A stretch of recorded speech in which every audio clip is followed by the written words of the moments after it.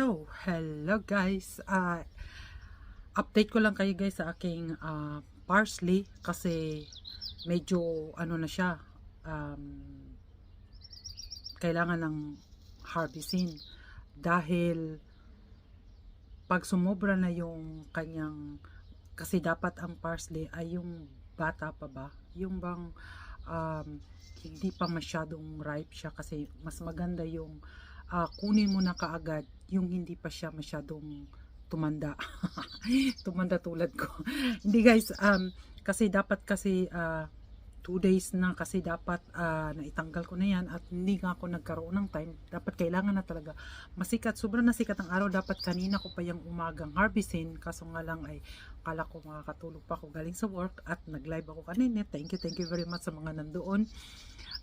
I-harvest ko na ngayon. Ang una kong harvest yan sa aking parsley dahil para tumubo pa, at ngayon ko lang siya na rakoy, may bees na dumaan, para hindi siya masyadong kasi pag masyado ng tumanda siya, 'di ba, matigas na. Tulad sa mga sinasabi nating matigas na pag matanda na. Hindi, sa ngayon okay pa yung ngayon dito, pero yung doon banda ay medyo sabay ko lang naman yung tinanim.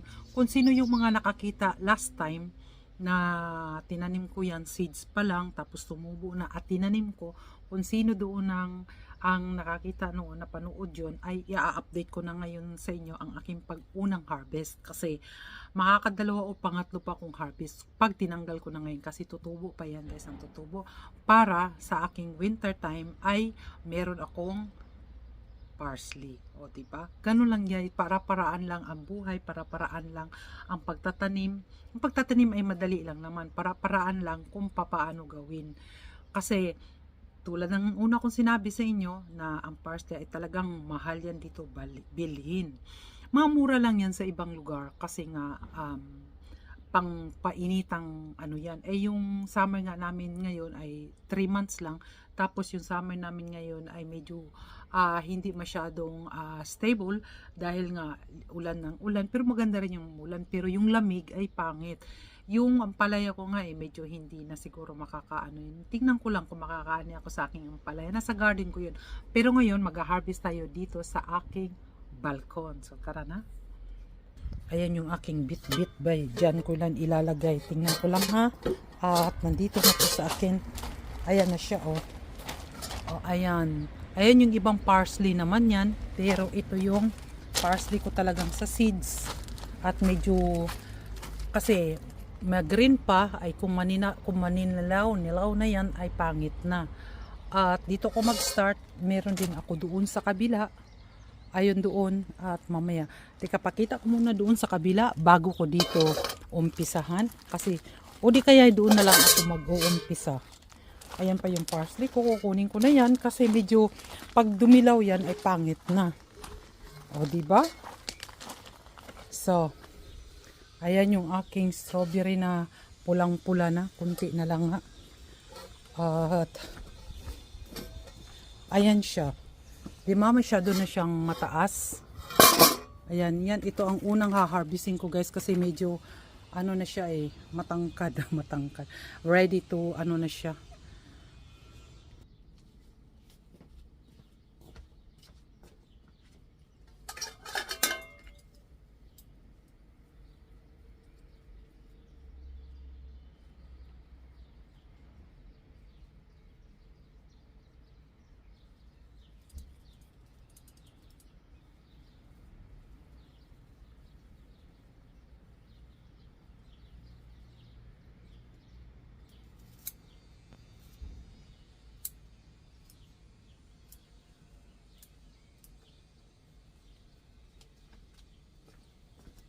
O, ayan na siya, o, diba?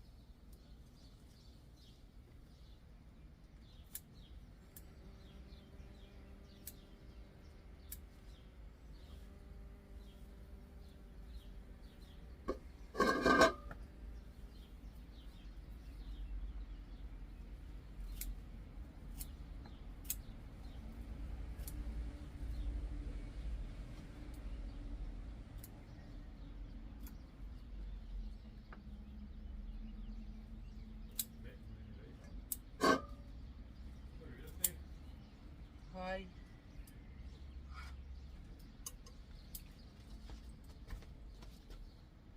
Sobra ng init sa araw guys, medyo masakit na sa likod yung init kasi bigla lang kasing iinit tapos bibigla maano ba tawag nito, magkulimlim, tapos pag uminit bigla pa rin masakit sa yung sa balat.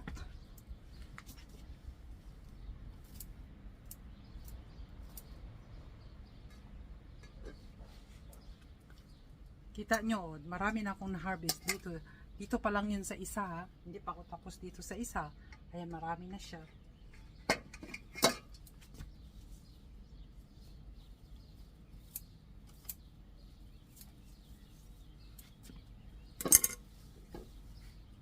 So, ayan na guys. Lipat na tayo dun sa kabila. Pero kukuha ako ng lalagyanan. Kukuha ako ng isang lagyanan guys. Kasi medyo mainit na siya eh. So, dito muna yan siya. Kuha muna ako ng isang lagyanan pa.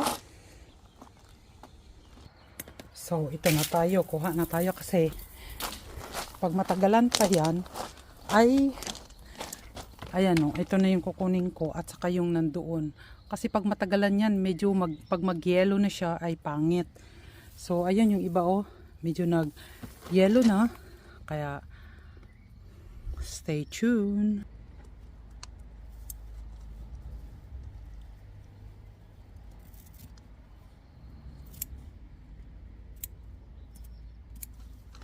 So, nakikita nito guys, magkaiba to, pero parsley din siya, magkaiba nga lang ang kanyang dahon.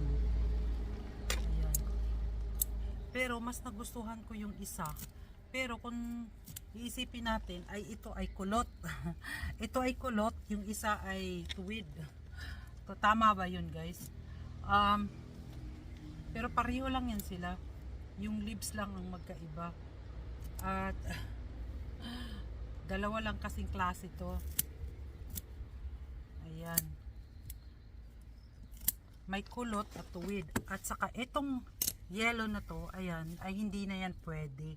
Kaya talagang kailangan tanggalin na. Wait lang guys ha.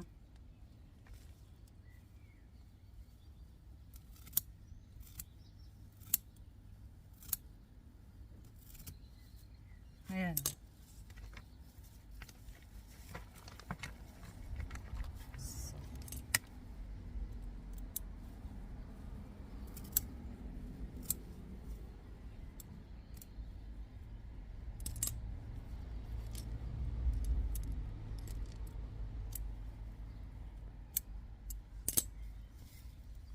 So, puno na rin ito. Ayan, puno na rin. Kuha naman tayo ng isang lagyanan.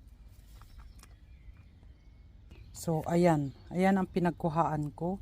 Meron pa palang natira. Ayan na. At saka ito ay salad yan. Salad. Kaso lang hindi pa masyadong tumubo. Ayan. Yan yung mga dilaw na yan. At lilinisin ko na ngayon. After nito, maglilinis yan. Pero wag muna mamaya na lang gabi kasi masyadong mainit guys. So, kukuha muna ako ng isang lagyanan pa para doon kasi ito ay puno na. Sandali lang. So, balik tayo. Ito naman ang lagyanan ko sa isa. Hindi ko kasi alam na madami eh. Dapat yung nilagyan ko ay yung tamang paglalagyan. O, dito na tayo muna.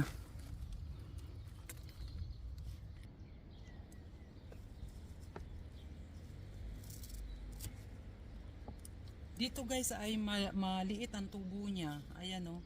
Maiksi lang ang tubo niya. Hindi pareha nung ano. Depende kasi sa ano eh.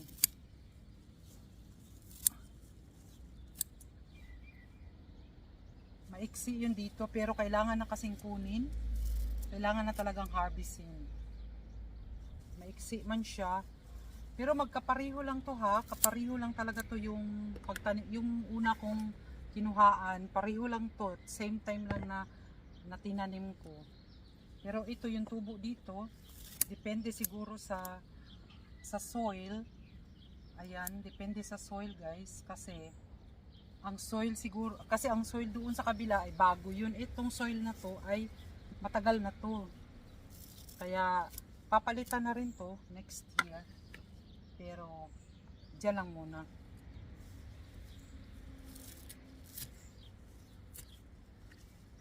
O, diba? Marami akong mga harvest. Kahit na maiksi ito, okay lang. Kasi marami naman ako na harvest dun sa kabila. Ganun lang guys, ang para-paraan lang kung ang pag-harvest, ang pagtatanim. Hindi man biro, biro-biruan din, pero with enjoyment. Diba? With enjoyment guys.